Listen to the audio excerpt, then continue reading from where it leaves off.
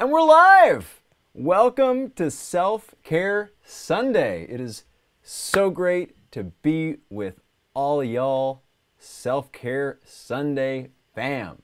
I'm going to shout out folks as they come in live. And I want to shout out all of you who aren't live.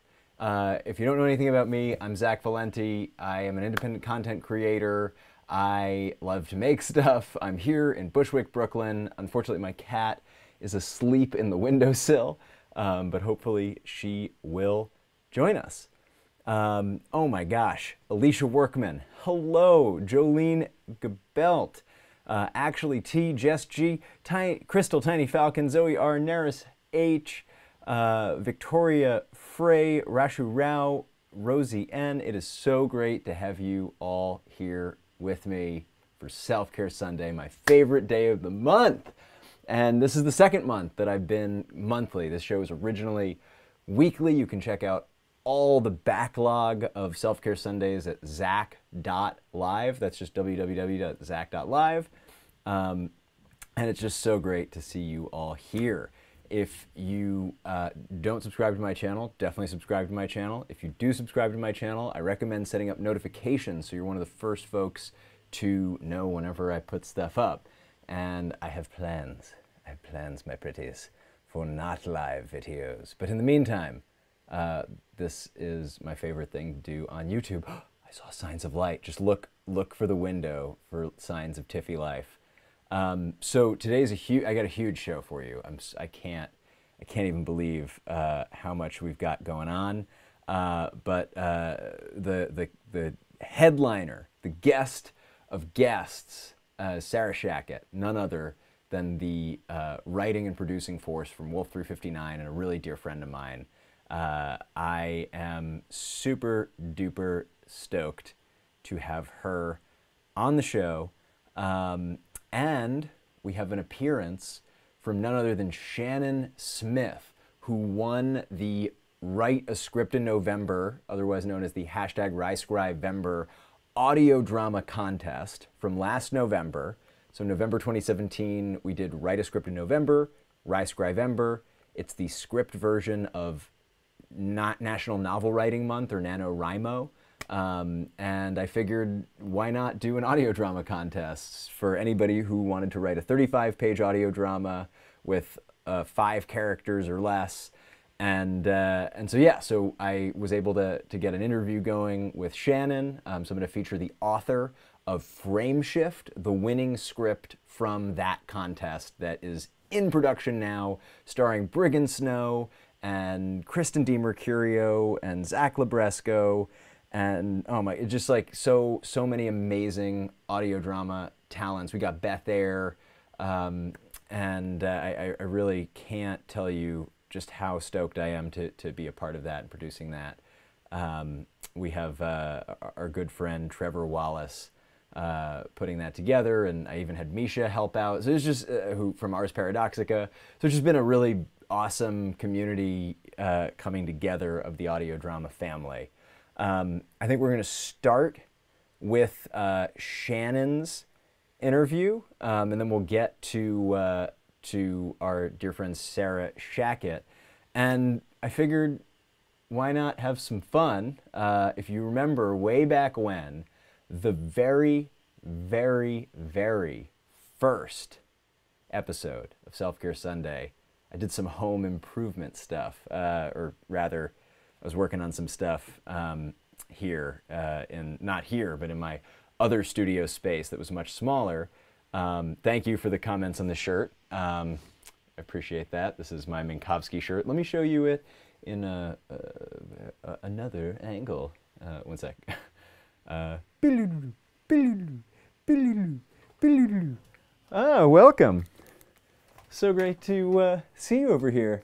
I didn't know that you could be over there. Well, of course I did. Okay, this is precarious, but yes, I have the technology, and I'm very excited to use it. What are we going to do today? Well, I have this workshop space like right over here. Let me just make sure this is in focus. So many moving parts. So yeah, so I have my workbench over here, and I've been wanting to get the tools up on the wall over here. So I have this here board that I just picked up, and I started, but I think we'll finish. I gotta get like another wood on that side, and then yeah, we're just gonna pop that in on the wall right there so I can put all the tools that are on the desk on the wall, and it'll look great and it'll be useful, and I'm excited for that. This is the behind the scenes of my dream studio. This is where all the live streaming happens, and yeah, more behind the scenes on that maybe in a future episode, or probably an edited not live video, because I'm sweating holding this thing. So without further ado, I am going to bring you guys over to Shannon Smith. Stick around for the pre-taped interview with Sarah Shachat. I will be in and out of the chat.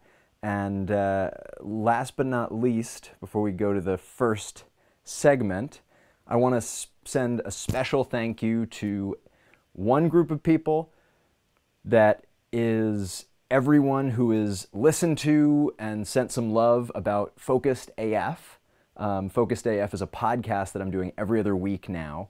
And it brings me a lot of joy to see that people are listening to it, and I love feedback. Feel free to be harsh and get real with the feedback. Words of kindness are also entirely welcome. I've been getting a lot of those. And I also want to say thank you to all my patrons who I feel like you guys are my investors in everything that I do, and help me believe in what I'm doing and let me spend more on talent and resources to do more of what I love. So yeah, without further ado, let me introduce to you Shannon Smith. Boop, boop, boop, boop. Shannon, so great to have you on the show. Thank you. It's good to be here. So I just am so curious, where did Frameshift come from? How did this happen? Who are you? Where are you from? I guess, why don't we start with a little bit about you? I'm Shannon Smith. I'm 17. I live in Calgary, Canada. I'm about to graduate high school. That's kind of just what is going on with me right now. Can you tell us a little bit about your background as a writer? Yes. What have you created? What inspired you to start writing? How does this fit in your story as a writer?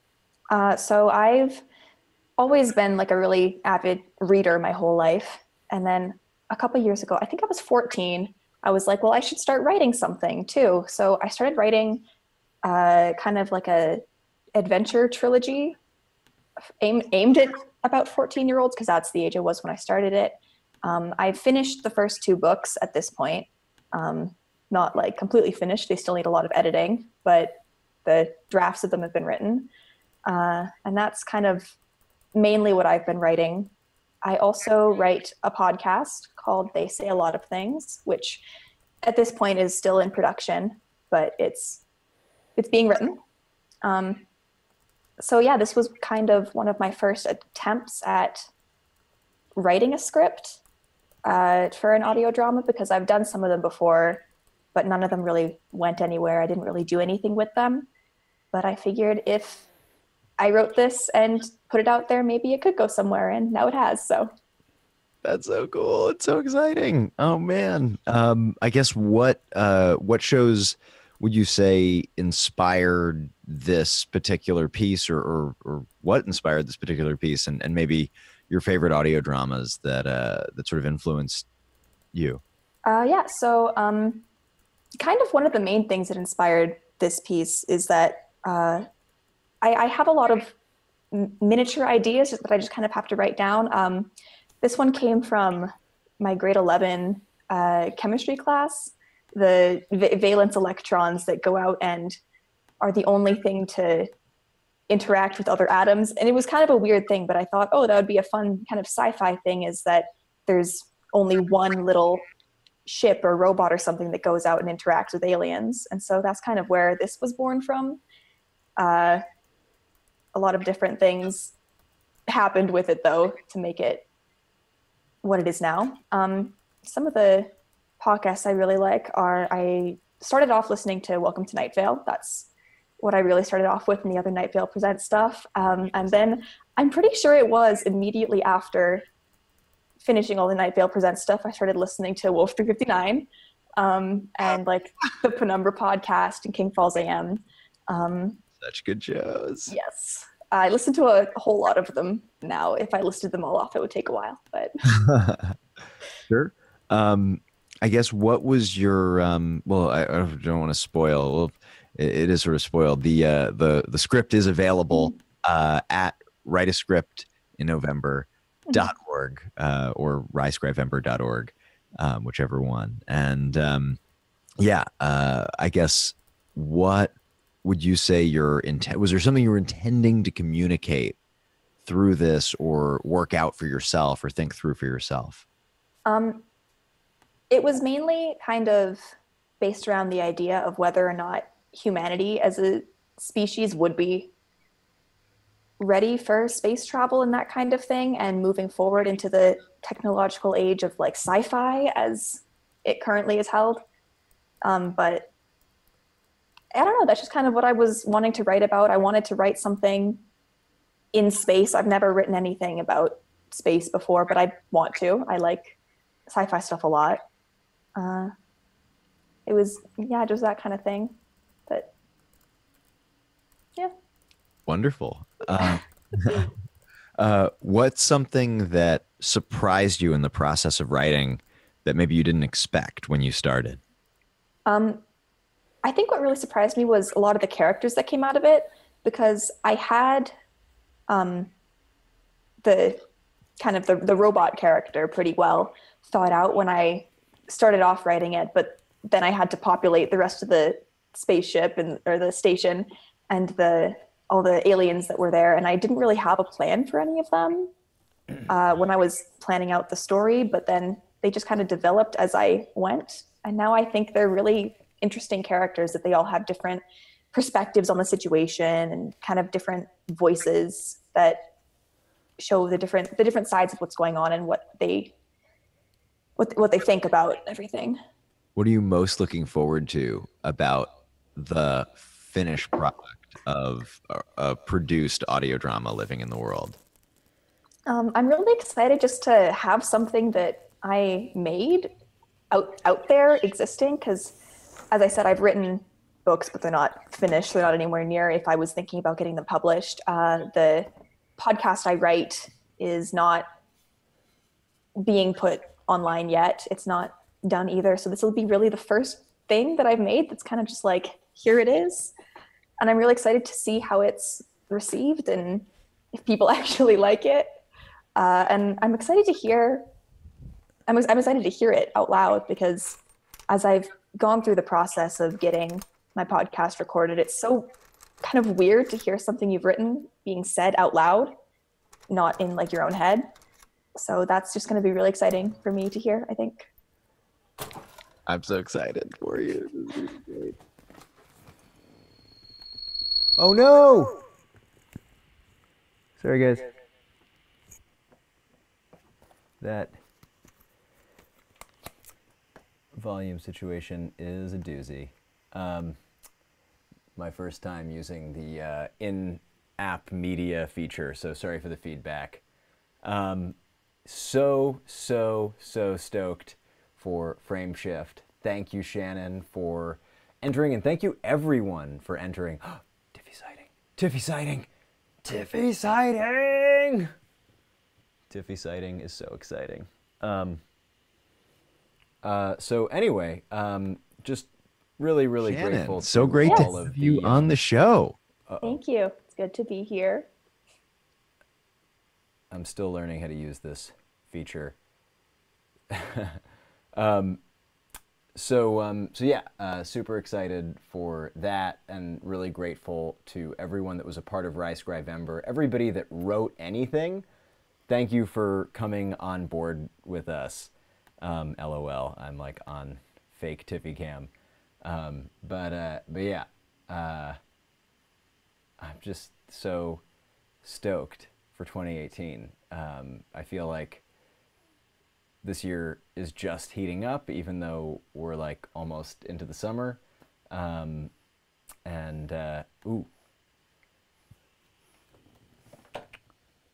good cat. What a good cat.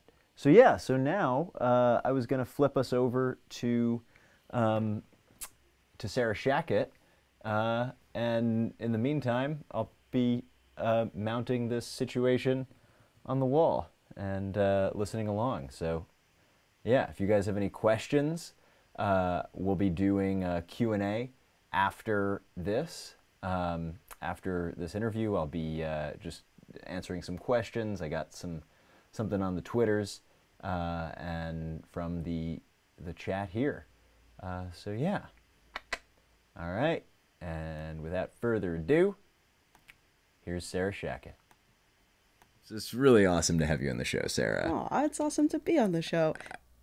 It has my initials, by the way. I know. That was one of those things that like when you texted me about SCS, I was like, what? What? And what's your middle name? Carvin. Carvin. Yeah. Family name. Sarah Carvin Shachat. You can steal my identity. Please don't. Please don't do that. Really don't. You're not going to get much out of it. My name is Sarah Shachat. You probably know me if you're in sort of the audio drama space, because I was a writer and producer on Wolf 359. Wrote a bunch of episodes, directed a couple, and generally made sure the trains were running on time. I've also written for like entertainment sites like the AV Club and College Humor, and movie review sites. And I generally do writerly things around New York City with this man and other Wolf 359 alums. So the first thing that I want to ask you, Sarah. Yes. Are you okay? You haven't been on Twitter No, much lately. I'm not okay. Can you talk to us None about of us are okay. what's been going on lately for you? Yeah, I took a social media break, which was great. Awesome. It was a great thing to do. I think it's well worth doing every now and again. I'm glad I'm back. It's awesome to have you back. Yeah, no, because I have Twitter friends. Yeah, you can follow Sarah at Sarah Shachat. At Sarah Shachat, yeah, it's easy. Put the link. Yeah, no, it's a thing I've wanted to do for a while. I think being back is better now that like I'm kind of ignoring the Wolf 359 account, which I used to mind. But I was sort of getting to a place where it was just this compulsion. I was doing it all the time. I didn't feel good. Like it felt like the technological equivalent of like having to, I don't know, having to like eat a plate of cookies every single day, or like it's just you know you get this sort of sugar rush and then your stomach hurts and like day one great, yeah, day two okay, day three I'm sick of this. I felt a little sick, and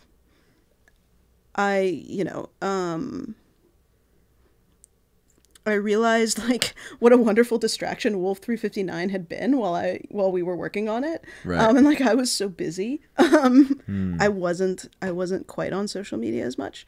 And then in sort of the first few months of this year I was on it a lot. Right. I was just like, I just need to stop for a little bit, like sort of let those synapses in my brain atrophy just a little bit. And sort of find other ways to occupy my time. And it's worth saying that, like, I didn't get amazingly productive and, like, write a novel over the break or whatever. Like, and I was still wasting a lot of time on the internet. And, still, I think a lot of people on Facebook and Twitter, I count myself among them, sort of get that either that like FOMO or that envy, because like we all are always trying to present our best selves on the internet, and so you see like the amazing thing that everyone's doing. It's like, oh man, I'm just getting older. That's the only thing that I'm doing right now is like my cells are dying. It's fine.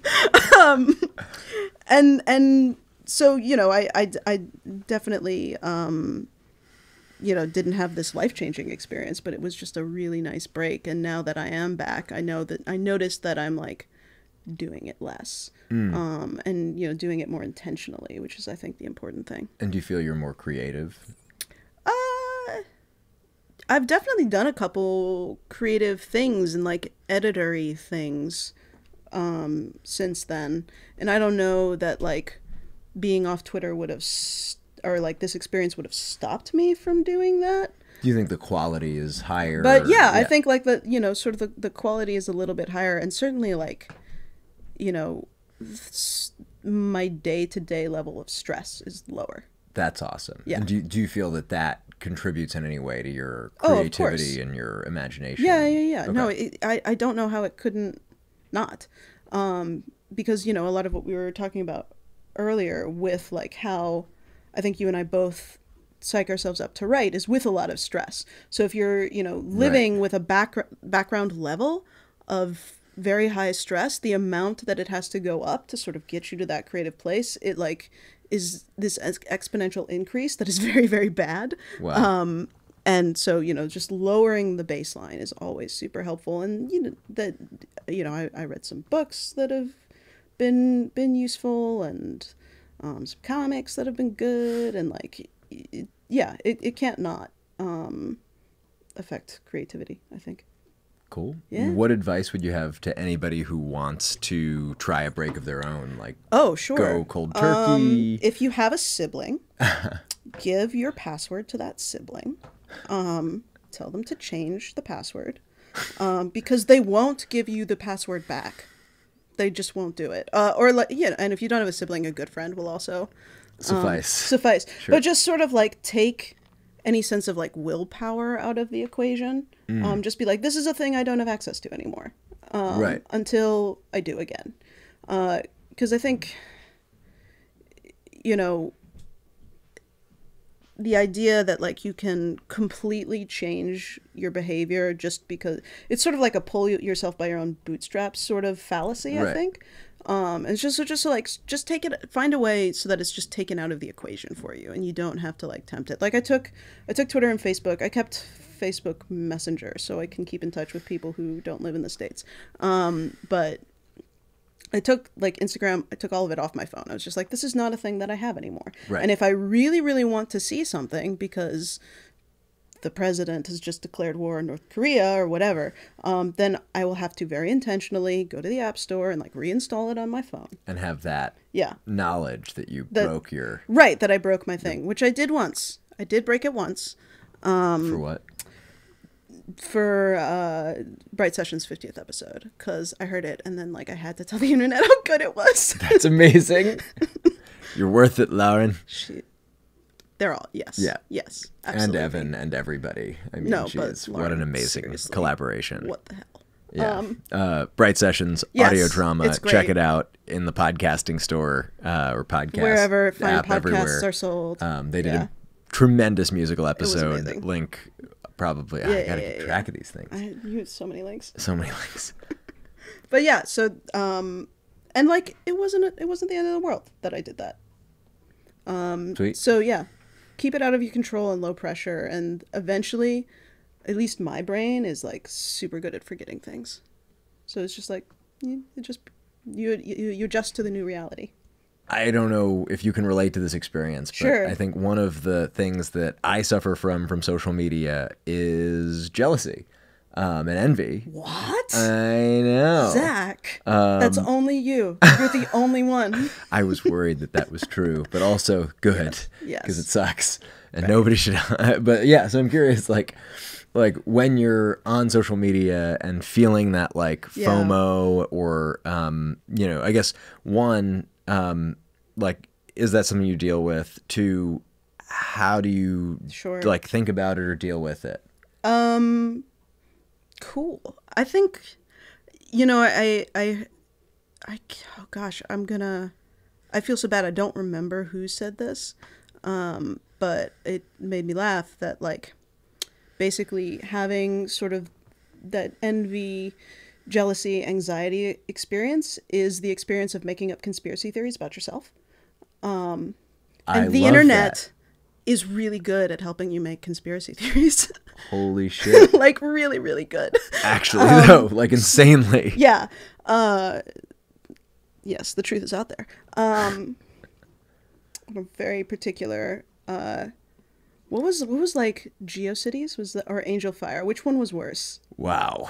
I want to say Angel Fire. Yeah, because that had more like the animations. Right. But anyway, sorry, old like 90s internet. In any case, so like I think it's important to say that I don't think either of us have this under wraps. It's an ongoing thing, you know, as smart as we can be and as sort of circumspect and sort of realizing that this is a thing that happens on social media. Right. Like, it's going to hook me next week. I know. Yeah. No. Brains are dumb. Brains are stupid and they're really mean. They're really good at focusing on negative. Yeah. They're awful. So, you know, just because I'm giving advice doesn't mean that I will take it tomorrow. And you know, I think that's important to say, is just like every day, just trying to treat yourself, with kindness and kind of get through it, right. Is important. Like, how do you remind yourself that you're in your own race? It's something that I say a lot. Oh, like, boy. like don't like Yeah. feel like Blinders. I'm competing with other people. Yeah. But rather that like we're all in our own individual races. But like, how the hell do Right. you actually And do everyone's like finish point is different. Too. Right. I think that like, at least for me, sometimes sort of seeking out, I think there's this, which Self-Care Sunday is a part of, this wonderful trend of sort of people who do creative work kind of opening up about creative struggles and like showing every part of their work. And so like, you know, there's this great conversation, I don't know if it's still up, with Patrick Rothfuss, who's an author, and Matt Mercer and Holly Conrad, about where they sort of talk about like imposter syndrome and envy and jealousy and sort of feeling like, you know, they haven't really accomplished anything. And it's like, oh man, if these people who I so love and admire can go through this and be wrong, like be super duper wrong about how worthless they feel, then I too perhaps am mistaken. And sort of, it's really, really hard, but like trying to practice the empathy that's so easy to direct outwards, and then sort of directing it inwards, like, silly person, calm down, you're fine. I would also say that like having that support network, is I have friends who like I can text and who text me when just like a day is bad, and just human contact, whether it's actually human contact or like over Messenger, if it's a close friend, I think is also super helpful. Yeah. Call your mother. Who, if you have a good relationship with your mother, call your mother. But it's, oh man, it's the toughest thing. And I think it's an everyday battle. I don't think it's a thing I'm ever going to solve. Yeah. Because I've noticed with Wolf 359 that like the goalposts keep moving for me in my brain. Me too. Yeah. It's like, you know, first I hadn't published anything, and then I'd published something, and it's like, well, I haven't published anything people looked at. Right. And then I published things that people looked at, and it was still bad. And then it was like, oh, I you know, not doing an audio drama, and then I was part of an audio drama, but it wasn't my audio drama. So right. It's like, it just the just understanding right. And where's our TV deal? Right. Right, like, exactly. Like it's never going to be enough. Right. Never, ever, ever. Because then where's the movie deal? Oh, dude. Then where's the VR deal? seriously talk to us about the VRTR. Seriously though, we would do that. Yeah.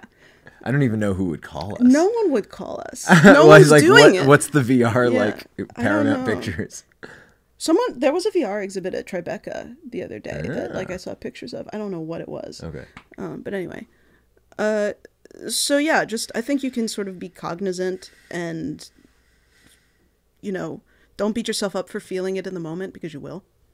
And have folks that you can reach out to, who will tell you that you're silly. Reach out to folks when they're feeling silly, and then slowly you can start, you know, that practice back towards yourself, which is something that like I definitely struggle to do, but like I'm trying to do more of.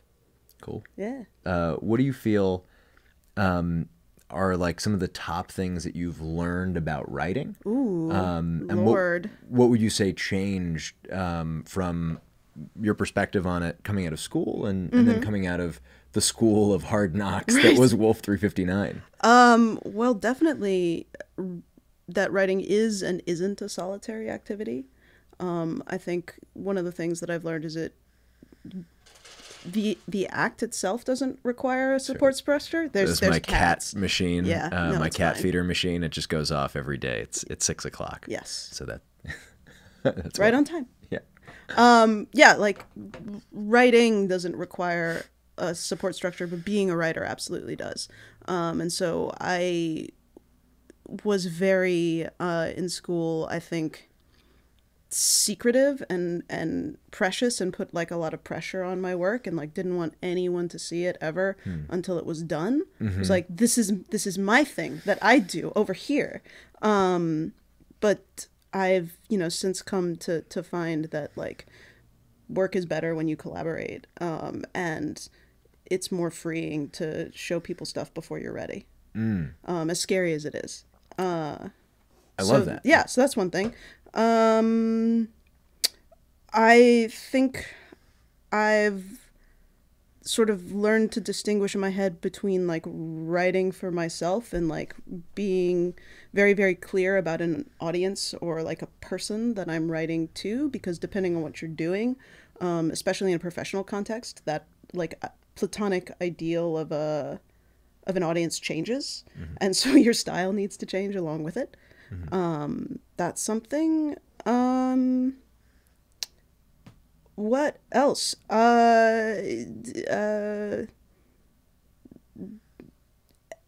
Editing and typos matter a lot more than I want them to. Yeah, I've had experiences of getting yelled at because it's not school anymore, and like it's not a question of just circling something that's wrong, but like making someone else look bad. And so if like you're like me and you're just slightly, I don't know, I've never been tested for being dyslexic, but like I misread words all the time.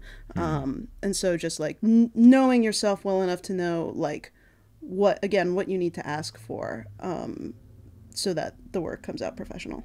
What do you feel,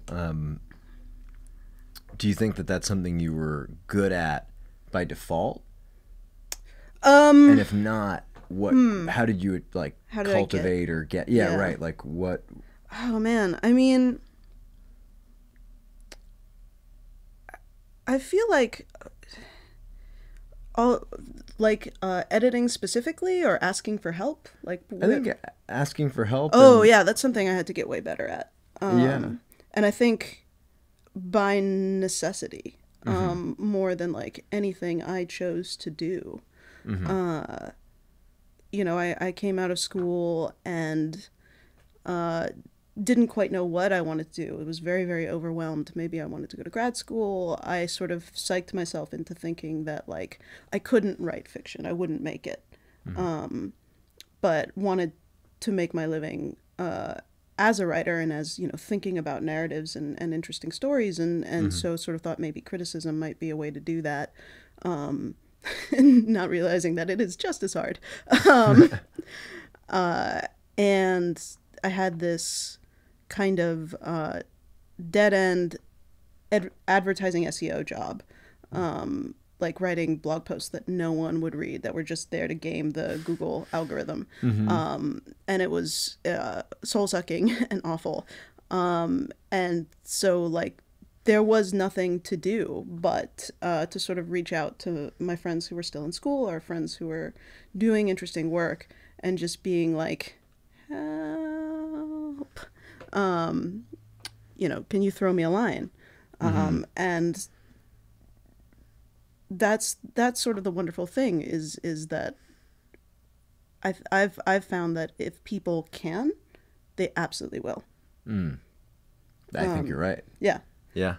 I'm curious what you consider, because I know you say a lot, if you want to write audio drama, listen to audio drama. Yeah. If you want to write film, watch films. Yeah. I'm curious. It's true. Can you speak a little bit to your personal experience with that? And, Sure. maybe how That's that something played up in that, Wolf 359 for you. That was drilled into me in high school. I did a very silly, masochistic thing where I went to two high schools at the same time. I did sort of my state requirements at a school that I had been going to since kindergarten. And I also went to this arts conservatory called the New Orleans Center for Creative Arts, and did creative writing there. And now, if I was a teenager in the year 2018, I would be going to NOCA. I would probably wanted to go to NOCA full time, because now they have the infrastructure and they can sort of do all the stuff. So you can take math and gym and physics there while you're learning to play jazz or like make movies. Wow, or that sounds they have amazing. a culinary school now, you guys. What? Yes. If you live in the state of Louisiana, it's worth checking out. It's an amazing, amazing place. But at the time I was growing up, they had a half-day program. So I would go to school in the morning, and then the best part of my day, not the best part of my day, but a great part of my day, and like my quintessential feeling of teenage freedom, was getting into my car at noon and driving from one side of town all the way to the other to go to NOCA, and where I would then spend like the next 3 or 4 hours just reading and writing all kinds of things. Wow. And that was the idea that, you know, if you really care about something, like you can sort of be, you know, a fan of a thing, and you can enjoy it and consume it and have an expertise in it. But if you really want to like exercise something and like practice a craft, the key word is practice. And so that means you have to be doing it, and you have to like really, really study and sort of find the bones of the people, of how the people who do it well put it together. That like there is an architecture to stories, and so if you want to build them, you need to know how to build things. And who's somebody as a writer that you really admire for their ability to put it together and structure things? Oh God, all kinds of people. I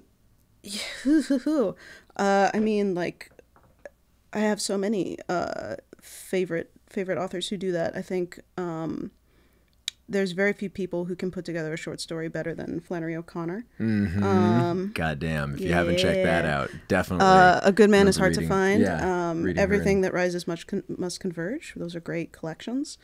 What else did we read? I mean, it was basically like a mini MFA program. Like we would do things by the quarter. And so one quarter we were looking at like women Arab poets, and another quarter we would cover the Gothic novel. And then another quarter would be on like magical realism. And I love Gabriel Garcia Marquez as well. I think he's great at what he does. And you know, there was a quarter where all we did was read Ulysses, which was awful. Oh my gosh. I love A Portrait of the Artist as a Young Man, but oh man, Ulysses is a lot. It was a lot for a 16-year-old. Wow. So yeah, I mean, I think a couple things. I sort of came into that program through like fantasy sci-fi nerddom, and was Amazing.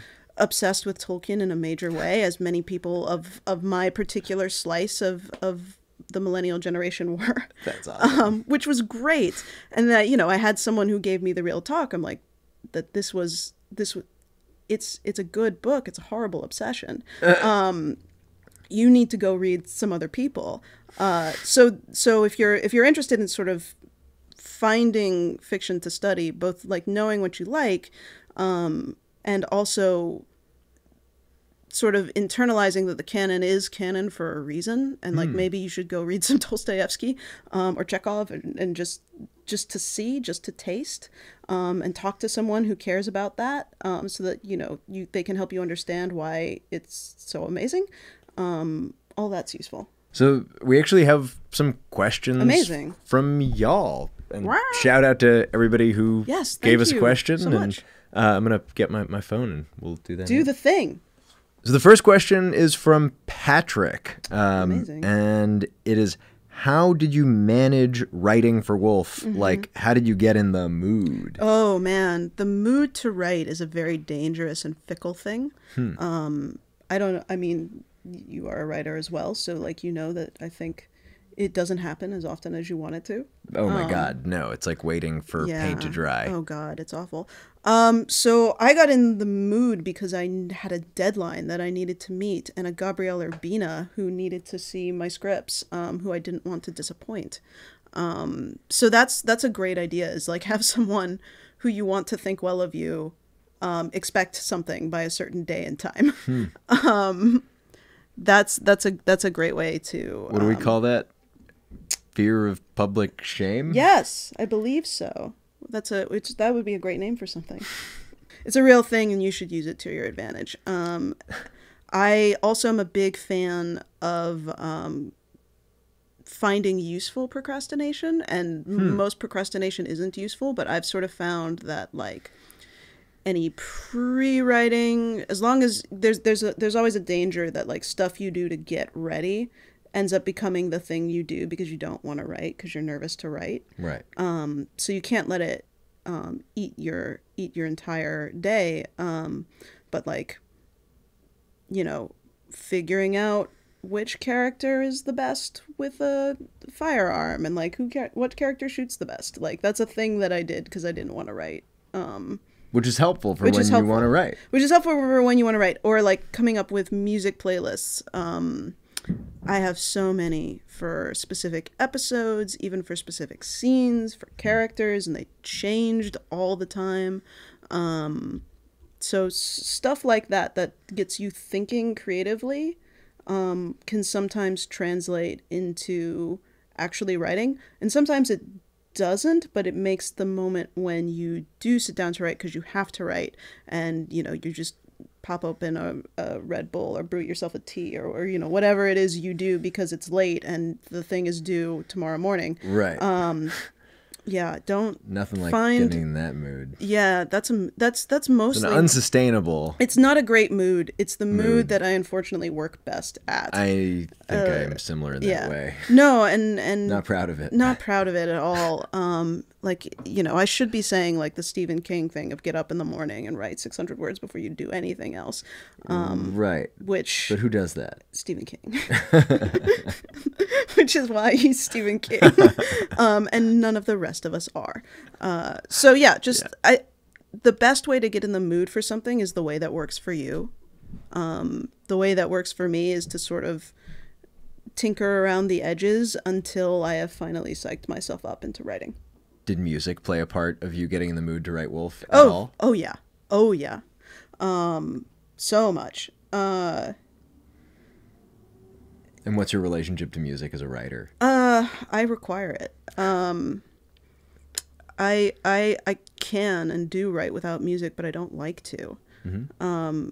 It's sort of the most direct path to emotion, I think, music. And so putting together a playlist that I think represents a character, or I think is good for a scene or an episode, is also just seems like sort of a fast track to whatever the essence is that I'm trying to get across in writing. And it also, I think, like helps get me closer and closer to that flow state, which is the best part of it's not the best, but like one of the better parts of writing is getting into that place where you sort of lose your sense of time and things are just flowing through you. You don't feel like the stress or the friction or the intention of writing anymore. Which, you know, that's how it works in writing. Athletes talk about how it works in sports and like all that stuff. I love flow. Yeah. It's the best. It's the best. It's the best. You can't force it though. I know. But I think music helps for me. Right. I really, really think music helps. And like that's also like the best part. When I sort of come out of it, I realized that I stopped hearing the music. That's like always the first thought. I was like, oh. Right, there's music playing. Right. That's awesome. I get that when I whiteboard. So the second question we have is from Love Kirby Forever. And it's basically, and you should go check it out. The link's below to the forum post. It's like cool question. a really well documented question.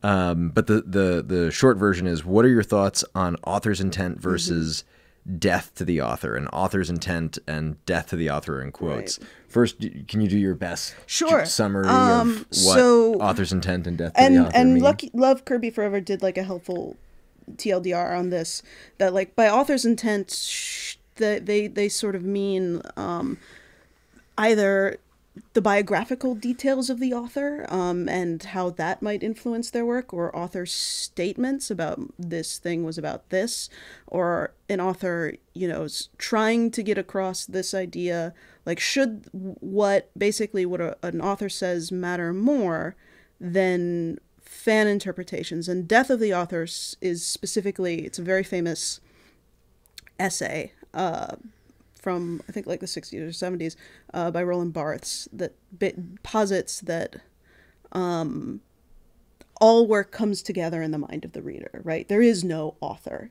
There's a scripter who assembles things, but meaning is actually created in the mind of the reader. And it has like much wider and more polemical implications outside of literature, but it's this big literary debate whether, you know, basically readers get to interpret things however they want, and there are no misinterpretations of work, or, you know, what the author says goes. And so yeah, that's kind of, and they summarize it using examples and how it might be good or bad, and it's a really interesting, the phrasing of how they worded this old debate and this old question was interesting, and it was very detailed. So good job, Love Kirby Forever. Well done. And I guess, do you have a strong point of view? I have a point of view, and I have kind of a shorter answer and a longer answer. And I'll do the shorter answer because I feel like I'm talking a lot. It is an interview. That is fair. That is fair. This is not an AMA. Yeah, I will say first that if you're interested in this question, there's a fabulous essay called Rereading Barthes and Nabokov by Zadie Smith.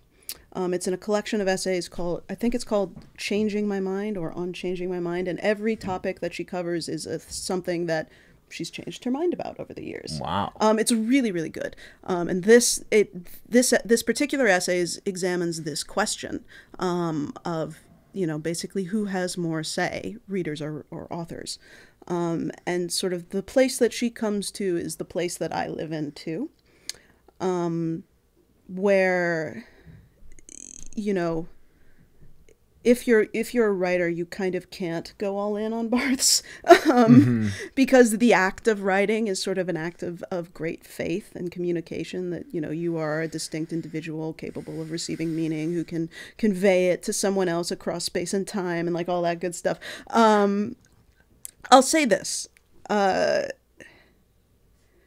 have a DSLR camera I got a couple of years ago to go on vacation with.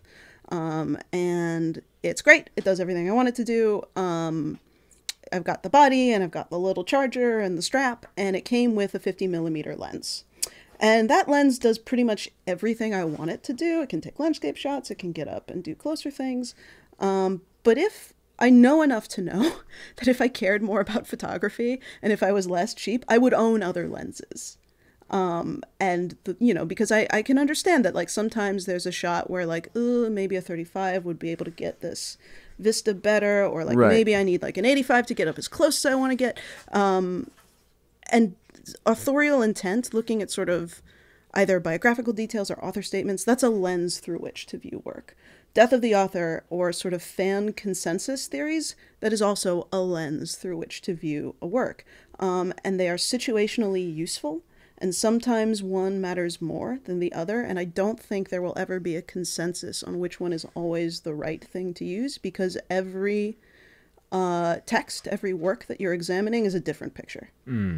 So I'm sorry, I'm touching your question a little bit, but they're both useful in different contexts. I think I lean more towards authorial intent because I do believe that works can be misinterpreted. But know what you like, try out some different lenses, and you'll be a judge. And you can always see, and my answer doesn't have to be the same as your answer. Right. I think all views are valid views. And not all views, the truth. They're all views. They're all views, right? And you can find views abhorrent, you can find views right despite the author like not understanding and having botched their own work or whatever. But the work will stand whatever way. So it's just I love it. Yeah. Cool. Cool. Let us know what you think in the comments. Yes, please. We'd be really curious to hear from you. Yes. So definitely. Yeah, I think people. It's a very personal question, right? Like it's sort of intimate, like whether you sort of find meaning through this collective interpretation, or sort of fortressing yourself away and like not thinking about it, or whether you're sort of slavish to, because this person was like a white Catholic from the South, their work must mean this, right. But yeah, no wrong answers. There'll never be an answer. I'm sorry. Thanks so much for being on the show, Sarah. Thank you so much for having me, Zach. Awesome to Yeah, this was great. Get to share. That wasn't supposed to happen with the loop at the end, but how cool was that? I love Sarah, and I feel like I got a lot out of that interview. I'm curious what your takeaways were, and I have a bunch of questions from y'all. If Sarah, you're watching this, thank you for coming on again. And yeah, I'm sweating, if you can see. That is exactly correct because of this nonsense.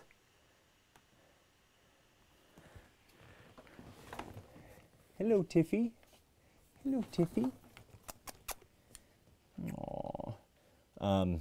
She just put up with me doing this. So this is now mounted, and I can put tools on it, which is very exciting. And I recorded a really shitty video on this camera while that live stream was happening. So yeah. Let's answer some questions. Okay, we have, well, first isn't a question. First is Alicia Workman stating a fact, which is we've got some plans started for RyeScrivember 2018. So stay tuned. Go to the website, ryescrivember.org, or write a script in November.org. To sign up for notifications and stuff, and also at the bottom of the page is a link to the winning script from the audio drama contest last year, which I'm stoked about. You can read Shannon Smith's Frame Shift down there. Marietta is out of the loop with the new apartment. Welcome, this is the new apartment. I live in the basement of the apartment, literally right across the stoop from my old place, and why I did that is because I have so much more space now. I'm spending so much less money, and I get to live with one of my best friends. So now it's me Andrew and my third roommate, Jonathan Lung, who will definitely be somebody that you meet quite soon, either here on the other thing, the Focused AF, or both, likely both. So yeah, Neom M, very sweet question. How's Tiffy getting used to the new apartment? I don't know, that's a good question. Tiffy, how do you think the new apartment is?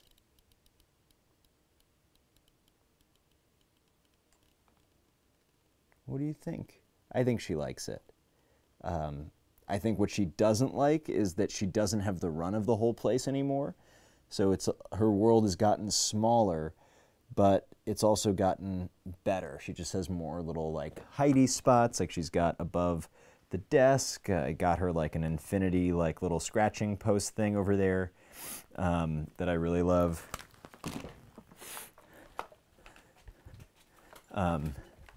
So I don't know if you can see this situation right here. She really loves it. And I have room for all this stuff now that I live in the basement. So yeah, I think she's loving it. Let's see. Rosie N has a kind of off-topic question. But does anyone have final exam advice? I know there are a lot of students here and it's coming up sooner for me than you'd like. Oh my gosh, y'all had amazing advice in the chat. I do believe that YouTube saves the chat, so you should be able to see that. So yeah, that is exciting.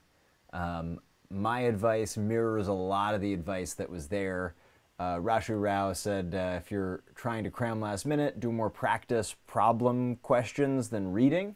I think that's great advice. I think more than anything, tests and exams test your ability to take tests and exams. They're not a great measure of actual intelligence, or rather, they pretend to measure general intelligence, but what they really measure is test taking. So yeah, I would get together with some friends and think about what are some of the questions that might get asked. Yeah, that's one way to go about it. Definitely ask around for study guides. If anybody in your class is a friend that might have made a study guide, that's also a useful way. And pooling study guides is a way to make the best study guide. And I like actually T's comment, work smarter rather than harder.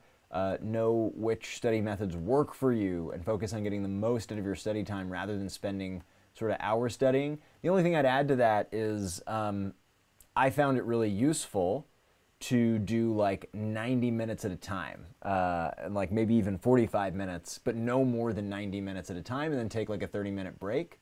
I also have friends that recommend, like my roommate, John Lung, put me onto something called the Pomodoro technique, where you work for like 25 minutes and then take a 5-minute break, and it makes it feel less terrible while you're working and helps keep focus real on point, I guess.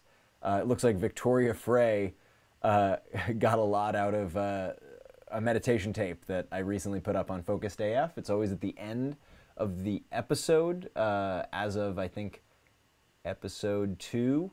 I don't think I had one in episode 1, but it's something that I'm doing every episode now. So Focused AF, focus.af is the website, like www.focus.af, and meditation, I think, is a great way to rest the machine so that it performs better while you're in the study groove. Well, before we get too far away from Tiffy, Marietta asked, have I taken her out again, like with her little shark harness? I need to get like whatever medicine that you give cats so that they don't get lice, because I'm afraid that there might be lice in the neighborhood, so that's it. And before I put her through the discomfort of getting used to it, I want to make sure that it's safe to actually bring her out. And that is something that I intend to do this summer. Yeah, that's that. Kiki Dolly had a question. kind of off topic again. I don't think there's anything off topic, and this is an Ask Me Anything. Literally, feel free to ask me anything. Will the Wolf 359 soundtracks still be up on Bandcamp after Patreon closes? I believe that they will, and I can't make any guarantees long term. What's good about that versus other things is that it's free to do, so that I don't think that there's a reason that we would take it down. But yeah, I would say at least. Amazing. Welcome, Casey Smith. I'm so glad you're here. No worries about being late, and I'll let everybody else fill you in. We had a fun time. I see, Marietta. There should be a bunch of spot-on medication against lice and fleas and so on. That's great. I will look for that spot on. I assume that's a brand. I love you guys. I love doing this. This is one of my favorite things to do. It's one of my favorite days in the month. I'm so excited to be back next month with another special guest who I will not announce yet, but they will be great. The episode will be the first Sunday of June. I believe it's like June 3rd? June 2nd or 3rd? Just checking.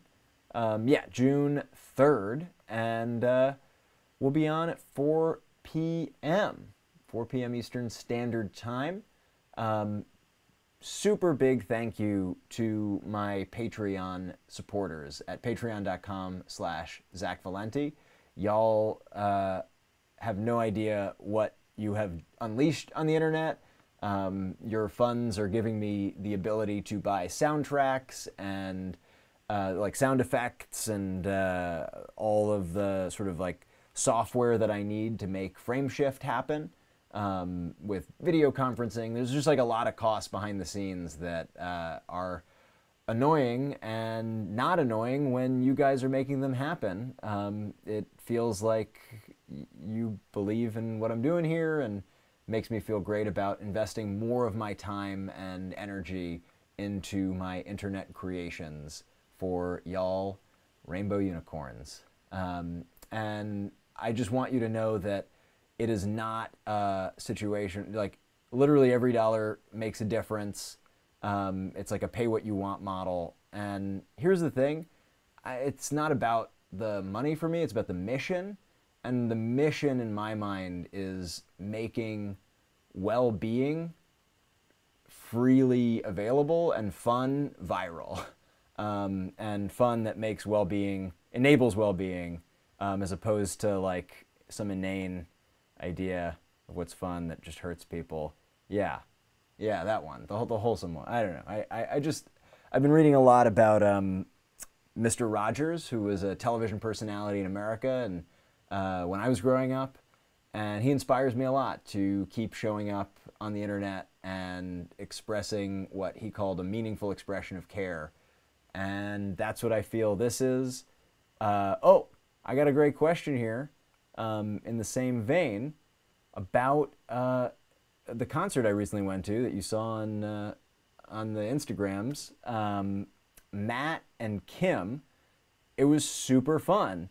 I only know a couple of their songs, and I've loved a couple of their songs. They had one in Community that got me into their music, and just in general, I just had so much fun. My girlfriend and her roommate had tickets, and he gets extra tickets. Her roommate Colin, and that was just an amazing surprise and just a lot of fun. Yeah, I see a lot of love in the chat for Mr. Rogers, and yeah.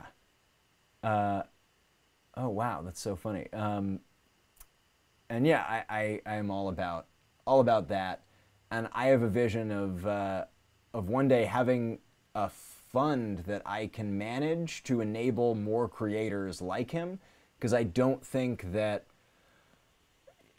a message of care should exclusively come from someone that looks like me in 2018, and I am interested in being an enabling force in the universe for diverse voices to fulfill that mission and that vision, and that keeps me waking up in the morning.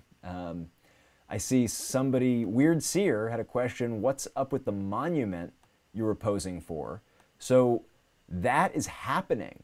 There is a World War I monument that is going up in Washington, D.C. that I got to model for, that actually Zach Labresco is also a part of, who is one of the voice actors from Wolf 359, an incredible actor.